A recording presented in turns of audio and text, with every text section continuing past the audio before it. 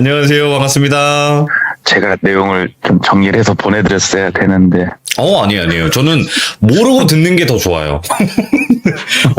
믿고 듣습니다. 네. 모르고 듣는 게 저도 뭔가 더 충격적이고, 그런 게 있다 보니까, 네. 자, 오늘 돈꽃님께서 또 이렇게 찾아와 주셨어요. 네. 너무 감사드리고, 오늘 해주실 이야기의 키워드, 한번 들어봐야죠. 해결사입니다. 해결사? 네네. 뭐, 심부름센터 그런 건가요? 약간은 그 개념이 다른데 한번 들어보시면 알 것 같습니다. 오, 해결사? 예. 자, 알겠습니다. 그럼 바로 출발을 해보도록 할게요. 렛츠 고! 길이십니다. 렛츠 기릿!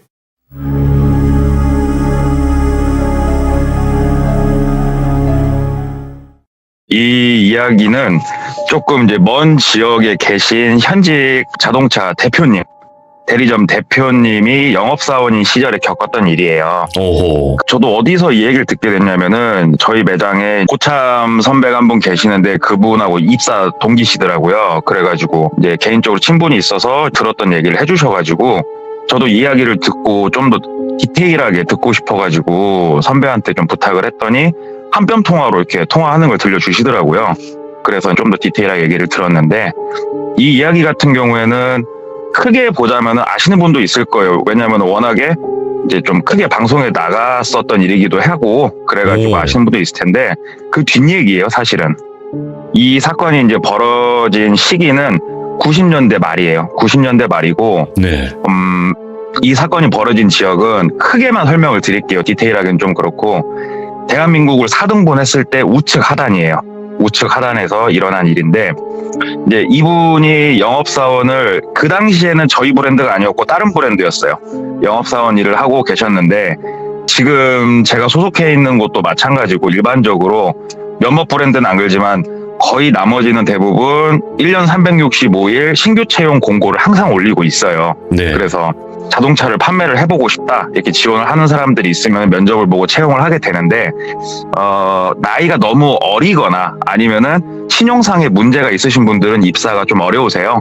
그 외에는 거의 입사가 된다고 보면 되는데 네. 어느 날은 매장에 한 좀 젊은 친구가 들어오더래요. 들어와가지고 손님인 줄 알고 인사를 했더니 그게 아니고 좀 면접을 보러 왔다 그러길래 또 신규 채용 공고 보고 연락을 해가지고 면접 보러 왔구나 해가지고 이제 상담실로 안내를 하고 대표를 불렀대요. 그 대표님 왔습니다. 그 대표가 와가지고 얘기를 하는데 이제 온 친구가 보면은 왼쪽 다리가 좀 불편했대요. 왼쪽 다리가 불편해서 조금 반듯하게 걷기는 힘든 그런 친구였고 나이도 보니까는 27살이었대요. 27살이어가지고 남자 나이 27이면은 대학교를 다녔다는 가정하에 사회 초년이거든요, 사실은. 그래서 이 사람을 채용을 해야 되나 말아야 되나 좀 고민을 하면서 여러 가지 질문을 해봤더니 상당히 질문에 답도 잘하고 좀 밝은 에너지가 느껴지더래요, 이 친구한테서. 그래서 채용을 하기로 했대요. 근데 사실은 큰 문제 없으면 웬만하면 채용을 해요. 왜 그러냐면은 대표나 회사 입장에서는 누가 됐건 차를 팔면 그만이니까. 사실은 그러다 보니까 이쪽 업계가 사건 사고가 좀 많은 것도 사실이고요. 아무튼 채용을 하고 한 이틀 정도 있다가 신규 인원이 들어왔으니까 이제 회식을 했대요. 그래서 삼겹살에 소주 한 잔씩 하면서 저녁에 전 직원들이 이렇게 둘러앉아가지고 이런 얘기 저런 얘기 하면서 이제 주 화제거리는 그거죠. 이제 신입이 어떤 일을 하다 왔고 좀 궁금하니까 네. 그런 것들을 선배들이 많이 물어보는데 나이는 이제 아까 말했듯이 27살이고 자라온 환경이 좀 특이하긴 했어요. 쌍둥이 형이 한 명 있고 부모님이 계시는데 조금 아버지한테 어려서부터 굉장히 모진 일을 많이 겪으면서 자란 친구예요. 많이 이렇게 조금 회초리도 많이 맞았고 그러다 보니까 집에 있는 게 너무 힘들어가지고 20살 때 그냥 무작정 집에서 나와서 이렇게 세상을 개척하면서 살고 있는 그런 친구라고 얘기를 그냥 간단히 그렇게 하고 왼쪽 다리는 사고가 있었어서 지금은 이렇게 쓰기가 좀 어렵다 이렇게만 얘기를 했대요. 그리고 회식을 마치고 한 일주일이 좀 못 지난 시점에서 그 친구가 이제 대리점 대표님한테 면담 요청을 해가지고 얘기를 하는데 대표님 저기 죄송한데 제가 매장이 됐건 사무실이 됐건 한 켠을 좀 공간을 내주시면 제가 한두 달 정도만 먹고 자고 생활을 좀 해도 되겠습니까? 이렇게 묻더라는 거예요. 그래서 대표가 네. 아 무슨 일인데 얘기를 해봐라 그랬더니 그게 아니고 사실은 제가 20살 때 나와가지고 이런저런 일을 하는데 돈을 모으기도 힘들었고 제가 뭐 가지고 있는 기술도 없고 그래서 실은 지금 찜질방 이런 곳에서 목욕탕 같은 데서 지금 숙식을 해결을 하고 있는데 실은 돈이 제가 떨어져가지고 한두 달 정도만 머물 곳을 좀 제공을 해주셨으면 좀 좋겠습니다. 부탁을 드렸대요. 근데 이제 막 들어온 누군지도 모르는 친구를 사무실에 놓을 수도 없는 노릇이고 왜냐하면 개인정보 서류도 있고 금고 안에 돈도 이제 들어있을 거고 예. 자동차 매장엔 더더욱이 못 놓겠고 그래서 고민을 하다가 그 건물 1층에 쓰지 않는 경비원분들이 상주하는 그런 공간이 있었대요. 창고로 쓰고 있었는데 거기를 그러면은 직원들하고 같이 치워줄 테니까 거기서 생활을 해라. 내가 건물주한테는 얘기를 해놓겠다. 그래서 이제 그 공간을 그 친구가 쓰는데 선배들도 이런 이 친구의 과거 이야기나 현재 처해져 있는 상황들을 보고 정말 많이 도와줬대요. 자진해서 점심밥, 저녁밥 사주고 저녁에 그 경비실 그 공간 가가지고 소주 놓고 같이 술도 먹고 얘기도 하고 하는데 이 이야기를 이제 전해주신 그 대표님 같은 경우가 좀 더 많이 챙겨줬대요. 왜냐하면 그분이 어려서 굉장히 힘들게 자랐기 때문에 이 친구가 지금 얼마나 배가 고프고 힘든지를 본인은 알기 때문에 더 남의 일 같지가 않아가지고 많이 챙겨줬다고 그러더라고요. 네. 그러면서 뭐 이런저런 얘기를 많이 들으면서 1년이라는 세월이 흘러요. 1년이라는 시간 뒤에 이 친구 같은 경우에는 매장에서 그래도 중상위권 안에는 무조건 들어가는 영업사원으로 성장을 했고 네. 그리고 고객이 판매를 해달라고 부탁한 조금 오래된 저렴한 자동차를 본인이 인수를 해서 차도 하나 생겼고 원룸도 하나 본인이 잡아가지고 이제 집도 장만을 했고 네. 많이 자리를 잡았다고 그러더라고요. 그리고 그 사이에 갑자기 연락 두절이 돼가지고 나간 뭐 선배죠. 그 친구한테는 직원도 있고 해가지고 그 내부에서도 그 상당히 직급 아닌 직급이 올라간 거예요. 후배들도 많이 생기고. 네. 네. 그래서 매장 내에서는 탄탄하게 자리를 잡고 열심히 판매를 하고 있는데 이제 1년이 지난 시즌이 여름이었대요. 그래서 다 같이 우리도 야외 한번 갔다 오자. 그래서 야외 일정을 잡는데 어디로 갈까? 바다로 갈까? 계곡으로 갈까? 어디로 갈까? 이렇게 다들 고민을 하고 있었대요. 근데 아침 네. 전체 회의 시간에 한 영업사원이 아이디어를 냈대요. 내가 자동차를 판매하셨던 분 중에 신만이가 있으신데 그분하고 조금 내가 친해져가지고 여러 얘기를 들었는데 차로 1시간 반쯤 가면 있는 계곡이다. 계곡인데 거기는 사람이 한 명도 없고 사람이 알래 알 수가 없는 곳이고 작은 동네 뒤에 저수지가 쬐까란 게 하나 있고 저수지 뒤편으로 계곡에서 흘러나오는 최하류의 수심은 한 1.5m 정도 크기는 목욕탕, 냉탕 4개 정도 합친 것만한 진짜 무릉도원 같은 곳이 있다고 자기 얘기를 들었는데 그곳은 어떻냐라는 아이디어를 낸 거예요. 네. 그래서 다들 좀 디테일하게 또 알아봐라. 위치가 정확하게 어딘지. 그래서 그 사람이 이제 신만이한테 찾아가가지고 위치나 이런 것들을 다 알아보고 또 자기가 어찌됐건 총대를 매게 됐으니까 사전답사까지 다녀온 거예요. 그래갖고 얘기를 해주는데 아 진짜로 무릉도원 맞고 다른 사람 한 명도 없고 우리끼리 진짜 발개 벗고 놀아도 상관없는 그런 곳이다. 너무 좋다. 여기 한번 이번에 꼭 가봅시다. 그래가지고 거기로 가기로 이제 추진이 된 건데 신만이가 하나 부탁을 한 게 있대요. 네. 이제 거기에 앞에 작은 마을이 하나 있는데 이 마을 같은 경우에는 이제 모든 시골에 있는 마을들이 마찬가지겠지만 외지인들이 들어와서 노는 거를 사실은 반기질 않죠. 자기네들이 쓰는 상수원 쪽에서 놀겠다는데 네. 절대 반기지는 않을 거니 그 옆에 샛길 그러니까는 쬐까는 오솔길 산을 살짝 넘으면은 그 계곡으로 갈 수 있는 길을 알려주더래요. 그래서 그쪽으로 넘어가서 조용히 놀다 나와라 이렇게 그것까지 싹 알려줘서 이제 야유의 날 다 같이 차가 4대가 움직였대요. 차 4대가 움직여가지고 그곳에 도착을 해서 들어가려고 보는데 사전답사 갔을 때는 이 신입 들어왔던 친구를 우리가 듣기 편하게 똘비라고 해볼게요. 똘비. 네. 네. 똘비. 이 똘비 친구가 그래도 옆에서 같이 손을 잡거나 부축을 해주면은 충분히 갈 수 있겠거니 생각을 했는데 막상 가서 올라가려고 보니까는 똘비가 너무 이렇게 힘든 그런 코스더래요. 그래서 네. 자기가 짐이 될 수 없으니까 똘비가 그러면은 가서 다들 편하게 노시고 나는 차 한 대 가지고 다시 나가서 시간을 좀 보내다가 한 6시간 정도 후에 몇 시까지 여기를 다시 오겠다. 다 같이 나갑시다. 이렇게 얘기를 하는데, 네. 일단은 대표 성향이 모두 다 같이 움직여야 되는 걸 좀 중요시하는 그런 대표였고, 또 직원들도 똘비하고 인간관계가 꽤나 좋아가지고, 긁지 말고 그냥 마을로 들어가자. 아니, 그 위에 저수지나 계곡이 마을 소유는 아니지 않냐. 그 사람들이 우리를 막을 수 있는 권리는 없는 거 아니냐.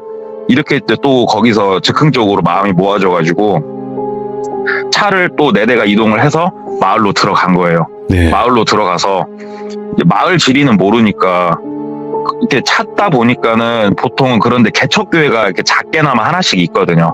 근데 그렇게 작다고는 볼 수 없는 개척교회 하나가 있어서 그 앞에 또 아름드리 나무도 있고 거기 옆에다 차를 세우고 잠깐 내려서 이제 길을 좀 보는데 50대 후반으로 보이는 그 마을 주민분이 나오셔가지고 무슨 일로 이렇게 다들 오셨냐고 묻더래요. 그래서 그게 아니고 계곡에서 논다고 그러면은 분명히 못하게 할 게 뻔하니까 여기 저수지에서 낚시 좀 하러 왔다 이렇게 얘기를 했대요. 그랬더니 낚시도 안 되고 아무것도 안 되고 마을 안쪽으로는 못 들어갑니다 하고 되게 단호하게 딱 커트를 치더래요. 오.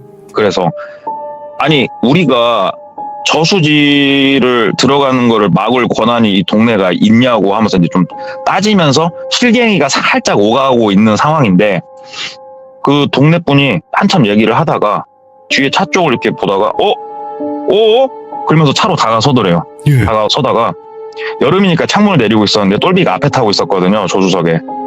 야, 너 똘비 아니냐? 이렇게 묻는 거예요. 그 마을 주민이. 똘비는 근데 대답을 안 하고 그냥 정면만 응시를 하고 있었대요.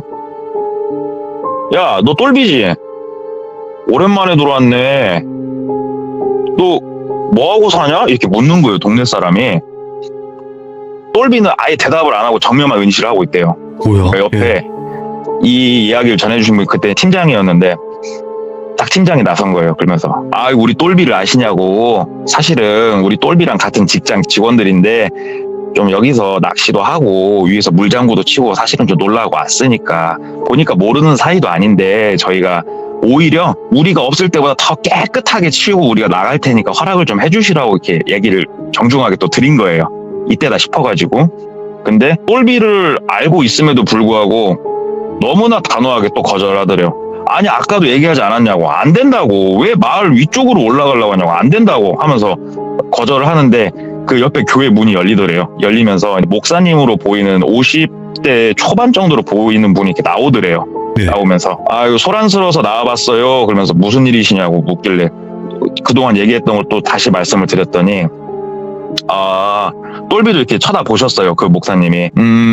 그래요. 그러면 깨끗이 치우고 나가기로 약속하고 올라가서 편하게 노세요 하고 이렇게 목사님이 허락을 해주시더래요. 근데 이 50대 후반의 분이 목사님이 허락을 해주니까 더 이상 전혀 따지는 거 없이 그냥 길을 터주더래요. 예. 그래서 이제 올라가가지고 정말 재밌게 놀았대요. 삼겹살도 먹고 뭐 삼계탕도 삶아서 먹고 물장구도 치고 재밌게 노는데 마을분 한 3분이 이렇게 수박이랑 참외랑 이런 걸 들고 이렇게 계곡으로 올라오셨대요.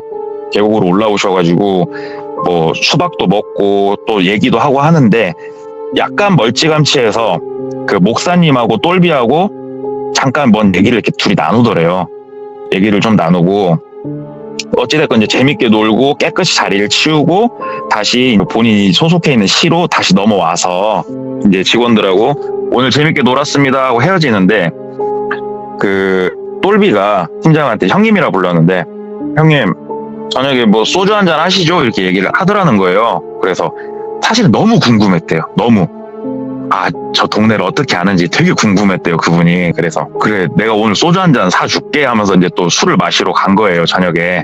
그래서 이제 조용한 술집에서 둘이 술을 마시면서 얘기를 하는데 이날 이제 똘비가 자기가 살아온 얘기를 해주더래요. 처음으로 아까 그 동네가 자기가 살아온 동네래요. 어려서부터 살아온 동네인데 자기는 사실은 입양이 돼서 온 사람이래요.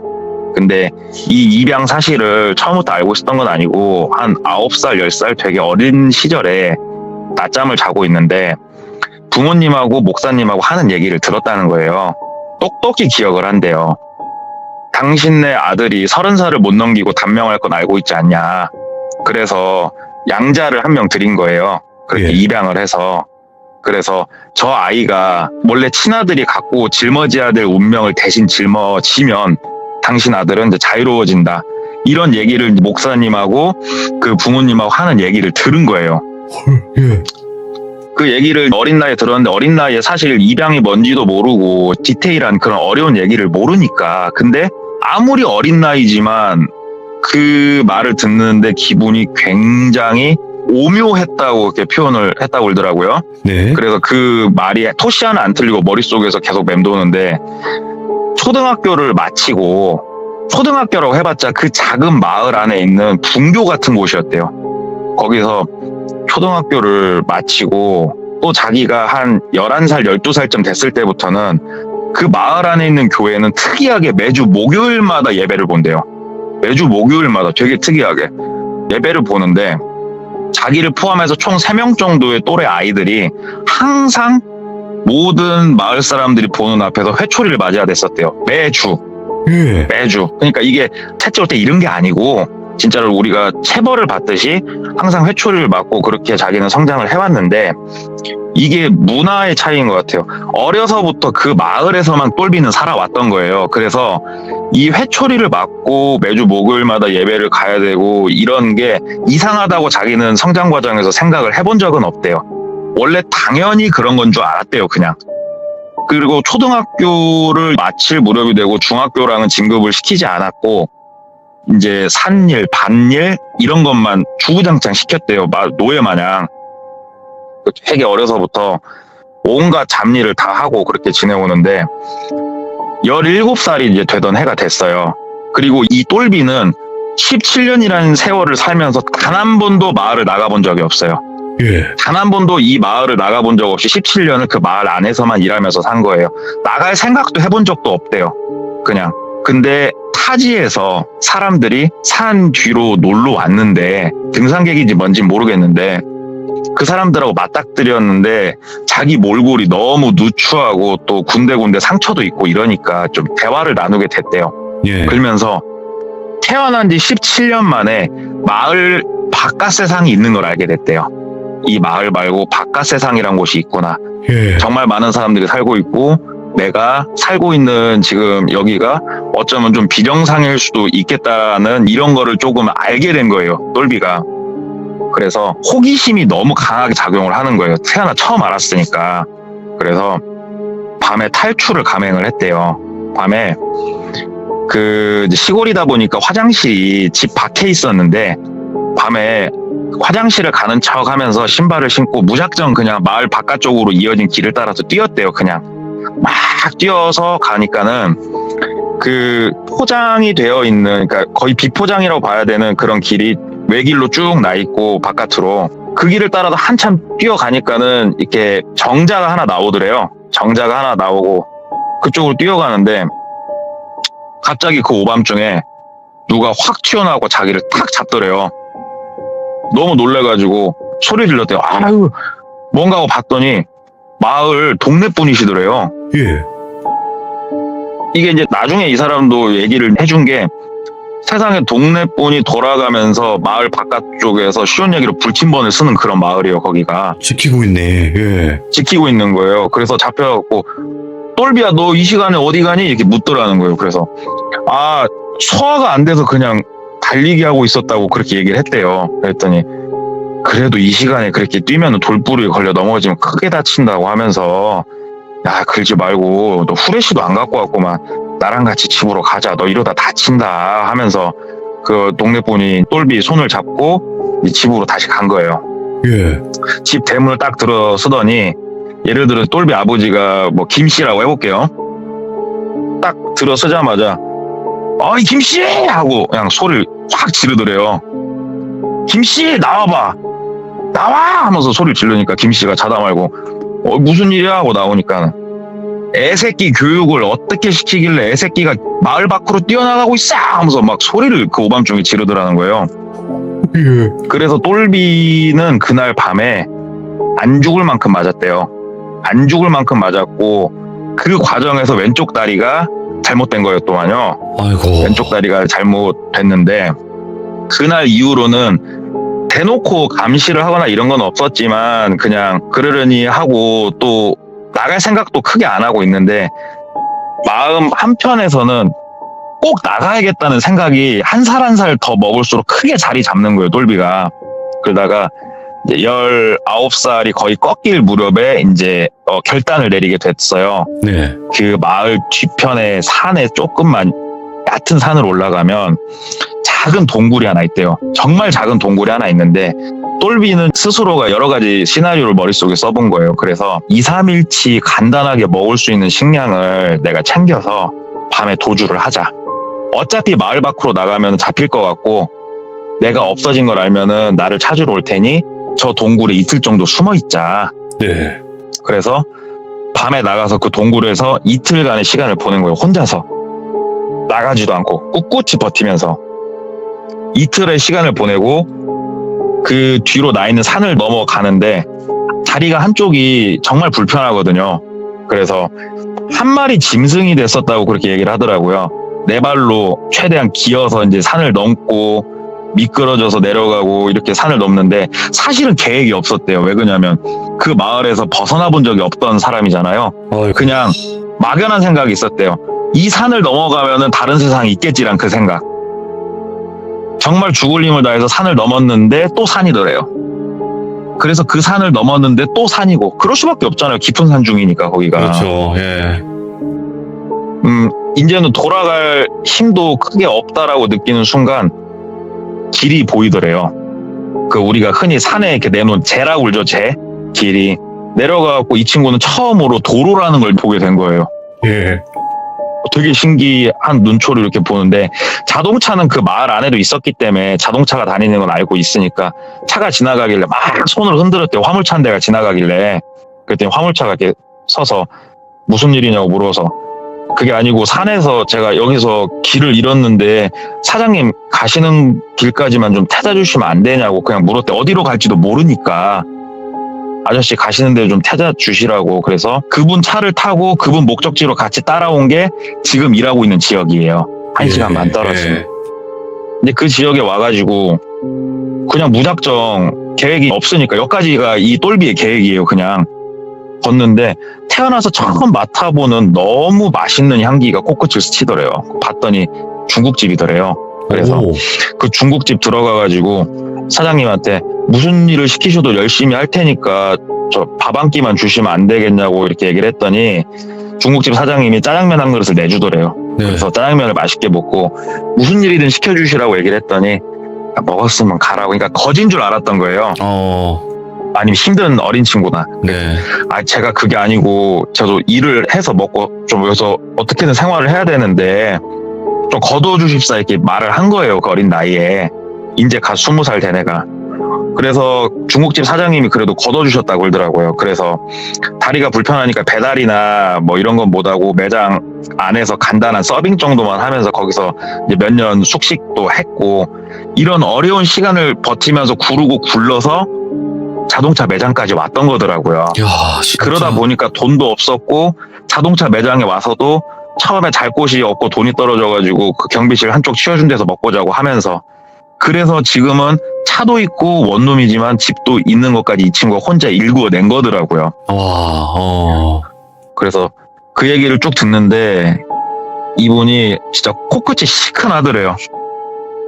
아, 내가 겪었던 어려움은 아무것도 아니었구나. 참 진짜 존경스럽기도 하고 마음 한편이 되게 애리더래요. 막 아련해지고. 그래서 똘비야, 네가 그런 세월을 살았던 걸 내가 몰랐다 하면서 막 손도 잡고 그날 이후로 밥도 더 사주고 또 자기도 힘든 것도 똘비한테 얘기하면서 이렇게 서로 의지를 하면서 이제 그렇게 좀 지내는데 네. 이분이 너무너무 궁금하더래요. 그 동네가. 안 가본 것도 아니고 그리고 그 동네에 갔을 때 사실은 그 교회 앞에 서 있을 때 위화감을 크게 느꼈대요. 이질감? 일반 교회하고 다른 큰 이질감을 좀 느꼈었다고 그러더라고요. 교회도 아니죠. 근데 그게 그게 뭔지를 이제 모르겠으니까 그 네네. 똘비한테 얘기를 했대요. 야, 똘비야, 사실은 네가 당한 거는 그거는 하나의 문화라기 보기보다는 학대에 가까운 것 같은데 너무 궁금하다. 한번 가서 도대체 거기서 무슨 일이 벌어지고 있는지 이제는 우리가 가서 보고 잘못된 게 있으면은 나라에 신고를 하든 뭘 조치를 해야 될 거 아니냐. 그치. 예. 예, 그렇게 얘기를 했대요. 그랬더니 똘비가 단칼에 거절하더래요. 저는 더 이상 그쪽 사람들하고 끊었고 더 이상 그쪽은 쳐다도 보기 싫고 생각도 하기 싫으니까 형님도 그냥 그쪽 일은 더 이상 생각하지 마세요. 저한테는 너무 안 좋은 기억이고 생각하기 싫은 기억입니다. 형님도 그만 해주세요 하고 단호하게 끊더래요. 그래서 그래 똘비야 네 생각이 그럼 알았다 하고 이제 돌아섰는데 사람 마음이 그게 돼간대요. 계속 궁금하지. 네. 그래서 친구를 한 명 불렀대요. 친구를 한 명 불러서 그 목요일 날마다 모인다고 했으니까 목요일 날 저녁 6시쯤 해갖고 그 마을 이제 바깥쪽에 도착을 했대요. 네. 그래서 차를 좀 멀찌감치 대놓고 조용히 걸어서 그 마을이 조금 내려다 보이게 옆산으로 살짝 올라갔대요. 살짝 올라가서 그 교회가 보이는 위치에서 이렇게 좀 지켜봤대요. 그냥 너무 궁금해서. 그랬더니 7시 반쯤 되니까 마을 사람들이 335 교회로 이렇게 모이더래요. 교회로 이렇게 모이는데 이제 여름이고 하니까는 교회 위쪽 창문이 열려 있었대요. 그래서 교회 내부가 이제 환히는 아니지만 이제 드문드문 보이긴 하는데 그 희한했던 거는 교회인데 두 손을 이제 모으는 합장이라고 그러죠. 합장도 하고 이러는데 이렇게 막 불상에다 절을 하고 이런 건 아니고 합장 정도만 하고 하는데 기도하면서 합장은 할 수도 있겠거니 생각은 들었고 그냥 뭐 노래도 부르고 아무 크게 이상한 건 안 보이더래요. 그래서 이게 똘비가 어려서 뭔가를 잘못 판단한 건가 그런 마을 같아 보이진 않네라고 이렇게 생각을 하면서 있는데 뒤에서 인기척이 들리는 거예요. 예. 그래서 뒤를 돌아봤더니 그 마을분으로 보이는 분이 이렇게 뒤에 와 있더래요. 그래서 지금 뭐 하시냐고 이렇게 묻길래 되게 당황해갖고 아니요 그게 아니고 마을이 너무 이뻐가지고 저희는 사진 찍는 사람들인데 그 마을 구도를 좀 이렇게 보고 있었다 이렇게 말도 안 되는 소리를 좀 짓거렸다 굴더라고요. 사진기도 없는데. 네, 그냥 구도 지나가다 너무 마을이 이뻐서 이게 그렇게 둘러댔대요 그때. 그랬더니 마을분이 너의 마을을 그렇게 숨어서 바라보면은 그게 옳은 일일까요? 하면서 이렇게 묻더라는 거예요. 그러면서 거꾸로 내가 그쪽 집을 멀리서 이렇게 훔쳐보면 좋아요 안 좋아요? 묻더래요. 그래서 저희가 죄송합니다. 너무 마을이 이뻐서 그랬습니다. 그랬더니 가세요. 2번 다시는 오지 마시고. 그래서 보내더래요 그냥. 그래서 차를 타고 다시 나왔는데 크게 이상할 거는 없어 보이니까 똘비한테 얘기를 해주려고 다시 똘비한테 갔대요. 똘비한테 가가지고 다음날 야 똘비야 사실은 내가 너 생각해가지고 한번 진짜로 그 마을이 문제가 있나 한번 봤다. 어제 친구랑 가서 봤는데 큰 문제는 없더라. 근데 이 얘기를 하고 있는데 머릿속에 하나가 딱 생각이 나더래요. 그 교회에서 느꼈던 위화감의 정체. 그게 뭐였냐면은 교회 위에는 작게 십자가가 이렇게 있잖아요 보통. 근데 그 십자가에서 위화감을 느꼈던 건데 그게 뭐냐면은 밤에는 보통 이제 붉은색으로 우리가 불을 켜놓지 않습니까 십자가에. 네, 네온 사인. 그때는 뒤에 마을분이 오셔가지고 황급하게 이렇게 내두르다가 네온 사인이 켜져 있는 걸 제대로 못 보고 그냥 지나가는 눈으로만 보고 왔는데 똘비를 만나서 얘기하다가 그 생각이 딱 나더래요. 똘비야 아무것도 맞다 똘비야 근데 내가 이상한 걸 하나 봤다고. 그 십자가가 낮에는 그냥 십자가인데 네온 사인이 켜지면은 십자가 크기가 작아지면서 원래는 십자가가 머리 부분이 짧고 몸통 부분이 길잖아요. 맞아요. 머리 부분이 길고 몸통 부분이 짧은 십자가로 불이 켜지는 거예요 밤에는. 그러니까 역십자가죠. 거꾸로 역십자가로 불이 켜지는 거예요. 근데 이게 그 낮에 봤을 때 느낀 잘못된 게 뭐였냐면은 네온 사인이 고장이 나서 꺼진 게 아니고 그 안에 네온 사인 자체가 역십자가 모양으로 돼 있던 거예요. 그러니까는 그 지나가는 눈으로 봤을 때 뭔가 위화감을 그래서 느꼈었다고 그러더라고요. 똘비야 아무것도 이상한 건 없는데 밤에 불이 켜지는데 그게 십자가가 뒤집혀 있던데 이게 뭘 뜻하는 거니? 이렇게 물어봤대요. 그분도 교회를 안 다니시니까 몰라요 그런 걸. 그런 건 모르세요. 똘비가 한숨을 푹 쉬더래요. 한숨을 푹 쉬면서 형님 내가 가지 말라고 했잖아요. 왜 형님 마음대로 가셔갖고 그러세요? 모르겠습니다, 형님. 나도 이제는 모르겠고 더 이상 그쪽은 내가 신경을 쓰기 싫으니까 형님 마음대로 하십시오. 어차피 형님 마음대로 할 거면서 나한테 와서 뭐다라고 얘기를 합니까? 하면서 짜증을 확 내고 그냥 똘비가 돌아서더래요. 근데 네. 되게 섭섭하더래요. 어찌됐건 본인이 좀 챙겨주고 싶은 마음도 있었지만 호기심이 더 커서 가긴 했지만 어찌됐건 이렇게까지 화낼 일인가 싶더래요. 그래서 이제 며칠을 서먹서먹하게 지내는데 똘비가 저녁 5시 반쯤 됐을까? 전화가 오더래요. 형님 어디셔요? 그러니까 네가 웬일로 또 전화를 했네? 나 오늘 바깥에 있어. 그랬더니 저녁에 술 한잔 하시죠 형님? 그러더래요. 예. 술기도 해야 되겠고 그래서 만났대요 저녁에. 똘비가 또 자기가 봤던 그 묘한 위화감에 대해서 뭔 말을 해줄까 라는 궁금증도 있고 해서 만나가지고 얘기를 하는데 사실 뭐 큰 얘기는 하는 건 없었고 그냥 짜증내서 미안하고 뭐 이 정도 얘기만 하더래요 똘비가. 그래서 똘비랑 이제 즐겁게 뭐 얘기를 하고 술을 마시다 보니까 1차, 2차, 3차까지 술을 마셨는데 술이 많이 취했대요. 많이 네. 취해서 그래서 똘비야 아무튼 형이 미안하고 뭐 이런저런 얘기하는데 똘비가 형님 그러지 말고 우리 집에 가서 술 한잔 더 하고 내일 같이 출근하시게요 그러더래요. 네. 마침 술 마신 곳이 똘비 집에서 그렇게 멀지도 않았고 근데 똘비 집을 자주 갔다 굴더라고요. 그래서 그러자 똘비야 오랜만에 같이 잠 한번 자자 하고 똘비 집에 가갖고 또 소주 한 병 더 까고 거실에서. 근데 거실에서 소주를 먹다 보니까 거실이 이제 작은데 어지러져 있으니까 똘비가 형님 방에 내 침대 옆에다 이불 하나 펴드릴 테니까 자고 아침에 가게요 하면서 이불을 펴주더래요. 그래서 그 이불에 누워가지고 술을 이제 많이 마신 상태니까 자는데 이 대표님 같은 경우에는 지금도 자면은 누가 업어가도 모른대요. 근데 그날은 술까지 그렇게 먹고 자는데 핸드폰 진동 소리 깼대요. 웅 하는 진동 소리에 이렇게 정신이 좀 깨지더래요. 그래서 무서워 벌써. 아유 네. 이 시간에 누가 전화질이냐 하는데 본인 전화는 아니더래요.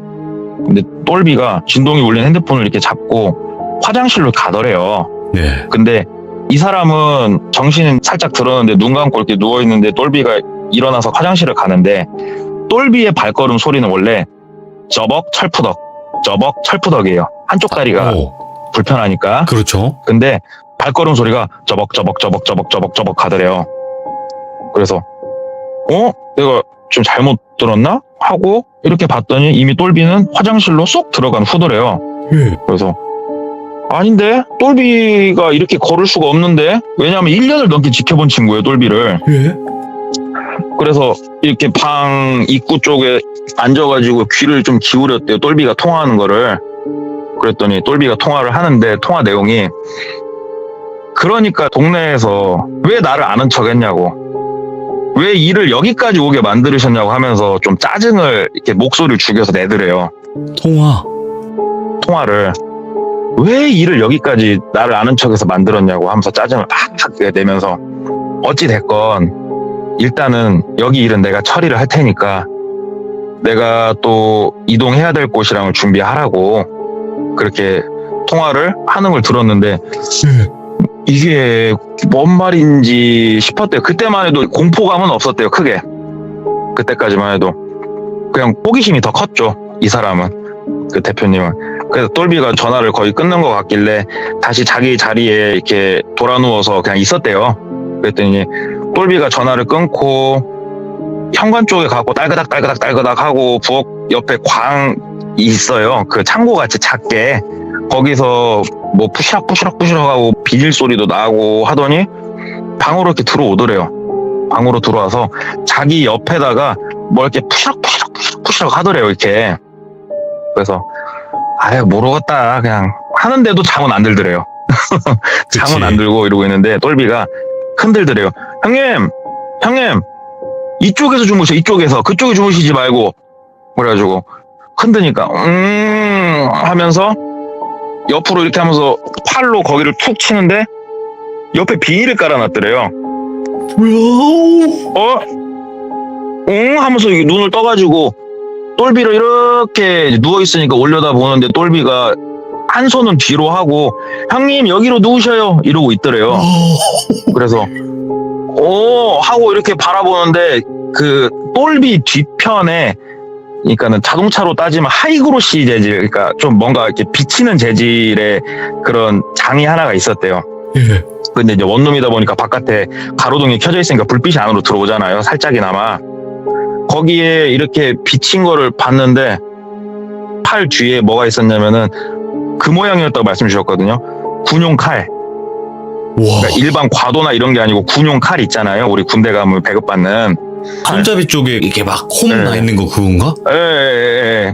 와. 그런 군용 칼을 뒤로 이렇게 하고 이쪽으로 누우시라고 하는데 누울 자리를 보니까는 김장할 때 쓰는 비닐 장판 같은 거 있잖아요. 비닐 이렇게 해놓은 거. 근데 이 비닐만 봤을 땐 긴가민가 했는데 거기 우연히 본 그 칼까지 보니까 이거는 아니란 생각이 탁 들더래요. 그래가지고 응 하면서 펄떡 있나갖고 똘비를 확 밀쳤대요. 뒤로. 그러니까 똘비가 이제 밀치니까는 뒤로 살짝 밀리는 틈을 타서 막 현관 쪽으로 뛰어갔대요. 그냥.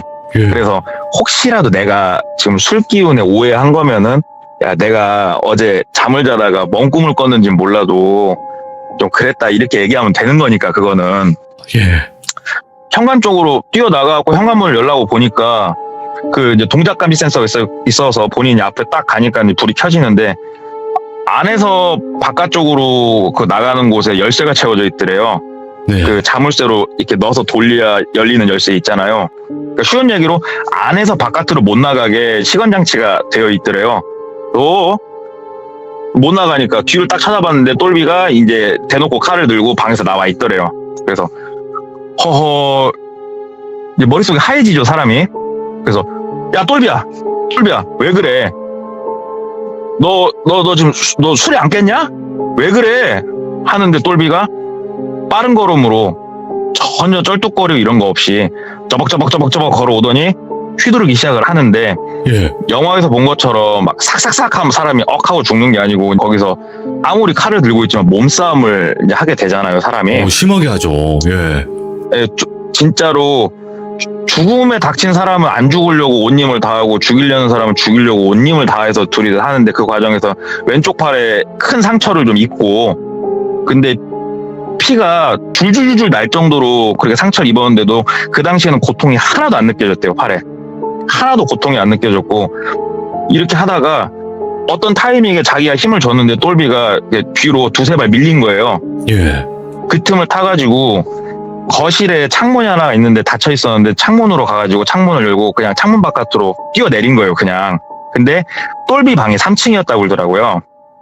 준비를 하고 뛰어내린 것도 아니고 열자마자 그냥 몸을 던진 거니까 구르면서 떨어졌는데 골반하고 어깨가 진짜 너무 아프더래요. 너무 일어나지도 못할 정도로 너무 아프더래요. 그 땅에 떨어졌는데 어찌됐건 일어나야 되니까 어떻게든 일어났는데 고통이 이제 극심하니까는 거의 쩔뚝쩔뚝 하면서 어찌됐건 반대 방향으로 가는데 무서우니까 뒤로 이렇게 돌아보니까는 3층, 2층, 1층 이렇게 내려오는 계단이 있을 거 아니에요. 네네. 그러면 계단마다 동작감지 센서가 있을 거고 불이 켜지더래요. 3층에 딱 먼저 문이 열리면서 불이 켜지고 2층 이렇게 불이 순차적으로 켜지더래요. 그러면 똘비가 곧 저 앞으로 나올 건데 그러면 난 죽었구나. 거기가 조금은 저렴한 외지에 있는 원룸이었고 그 늦은 시간에 자기가 바깥에 나왔을 때는 다니는 사람이 단 한 명도 없었대요. 예. 그래서 어차피 내가 지금 이 타이밍에 살려주세요라고 외쳐봤자 답은 없을 것 같고 그래서 옆을 보니까는 원룸하고 원룸 사이에 작은 공간이 있잖아요.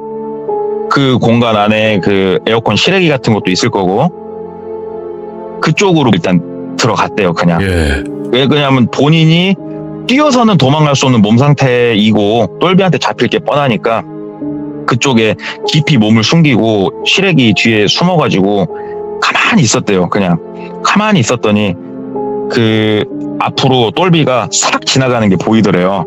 빠른 걸음으로. 그래서 최대한 거기서 숨어서 있을 때까지 있은 다음에 나오자. 그래서 버티고 이제 버티는데 팔에서 피도 계속 나고 본인이 몸 상태가 좀 쭈그리고 있어야 되니까 버틸 수가 없으니까 한참 최대한 버틸 수 있는 데까지 버티고 일어나서 나올라 몸을 딱 일으키는데 그 와중에서도 신음소리가 나올 정도로 아프더래요. 아 하면서 일어나갖고 이렇게 벽을 짚고 더듬더듬 나와가지고 좌우를 보니까 안 보여서 좀 더 길가 쪽으로 나와서 이제 가려고 빨리 여길 뜨려고 딱 보는데 한 50m 떨어진 곳에서 이쪽을 향해서 똘비가 바라보고 있더래요.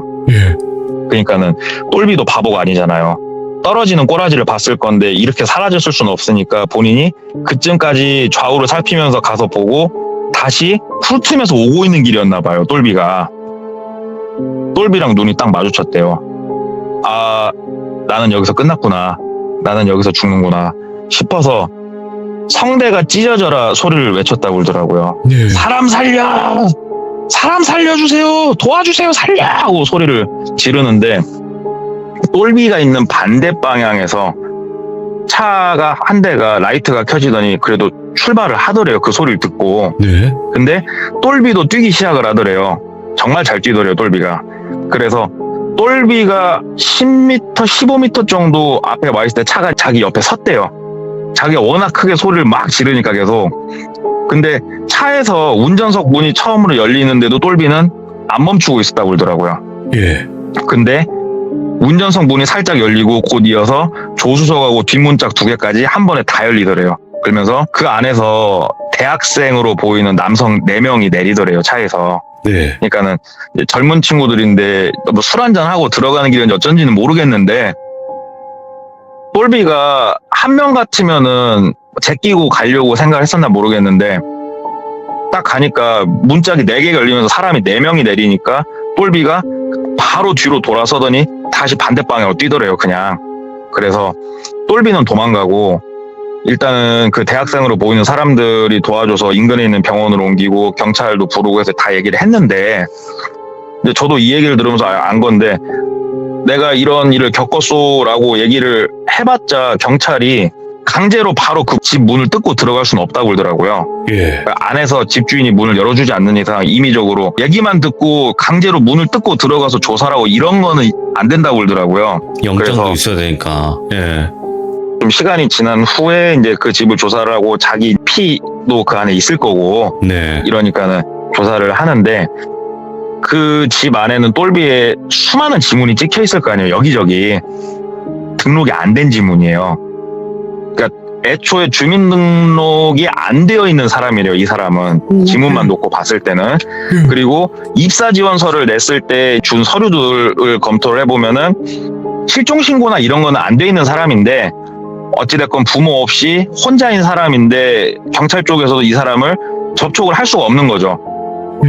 그러니까는 똘비가 도대체 뭔가 왜 그러냐면은 등록이 되지도 않은 사람이고 그래서 결론을 말씀드리자면은 그 사건은 일단 미제 사건으로 끝나요. 예. 똘비를 잡을 길이 없는 거예요. 오.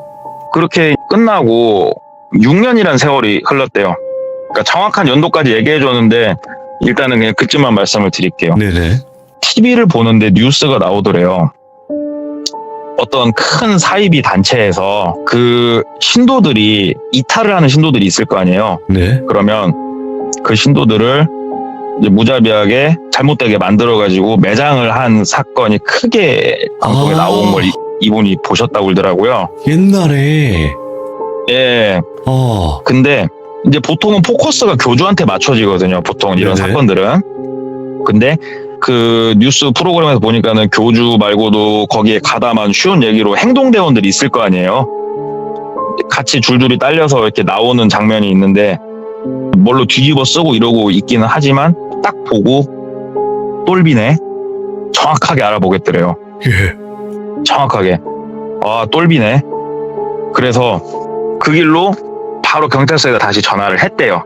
지금 방송 나온 저 사람이 내가 6년 전에 그 사건 접수를 해가지고 했던 그 사람이라고 얘기를 하고 경찰 쪽에서는 알았다고 참고를 하겠다고 그러고 이제 조사를 하는데 이 본 사이비 교가 있었던 곳은 이제 대한민국으로 따지면 위에 지방이고 예. 그리고 이분이 있었던 곳은 약간 이제 아래쪽 지방이잖아요. 그러니까 쉬운 얘기로 사이비 종교의 뭐 그 분교라고 해야 되나 밑에 있는 그런 곳이었는데 어찌됐건 저찌됐건 이 사람이 제보를 해서 그런지 아니면 조사를 하다 보니 나온 건지는 모르겠는데 그 동네도 어찌됐건 조사가 들어갔다고 그러더라고요.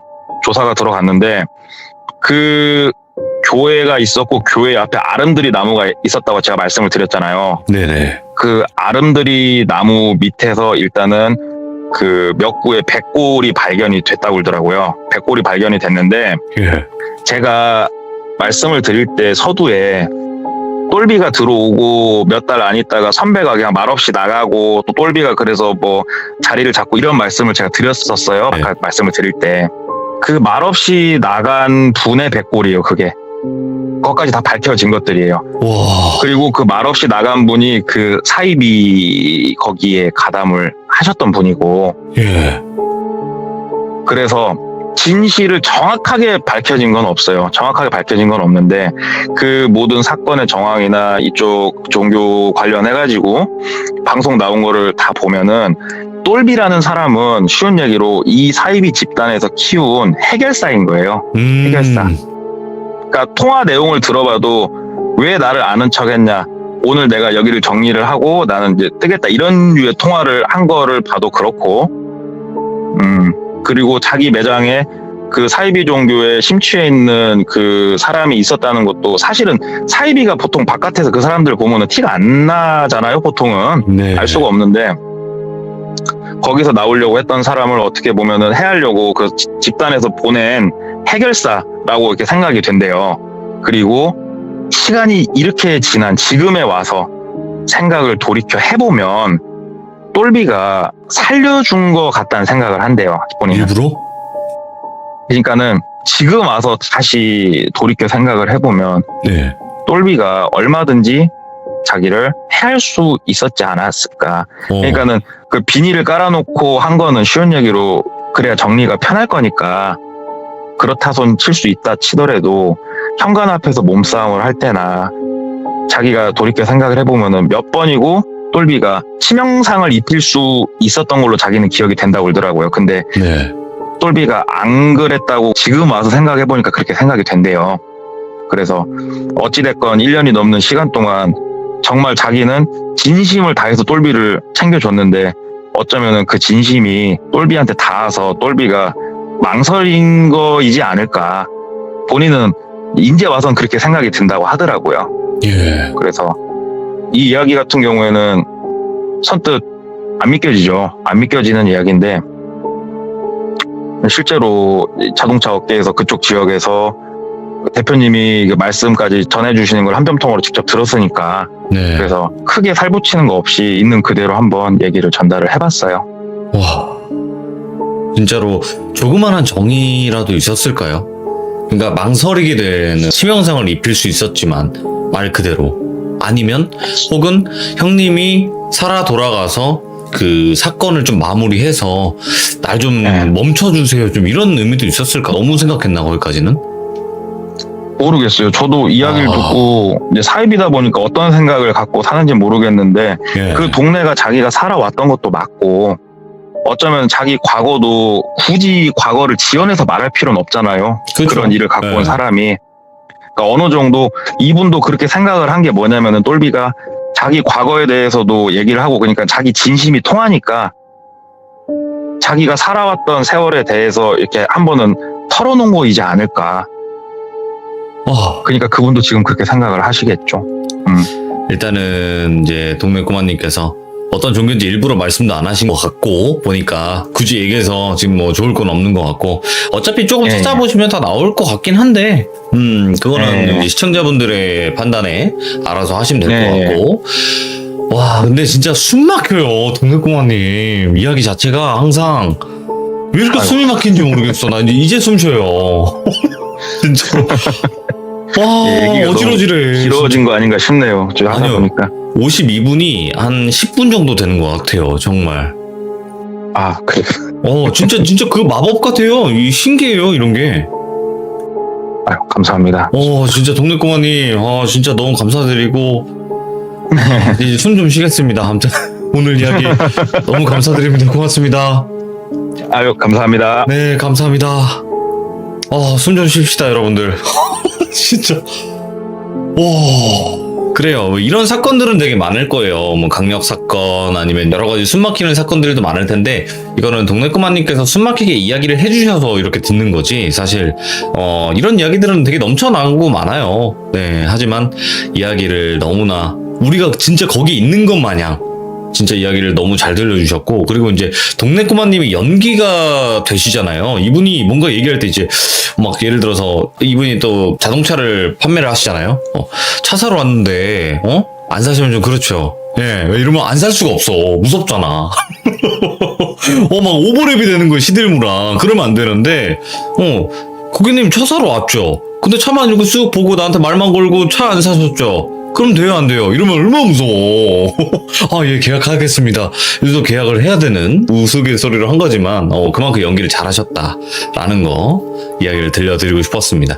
아무튼 여러분들 항상 조심하시기 바랍니다. 고맙습니다.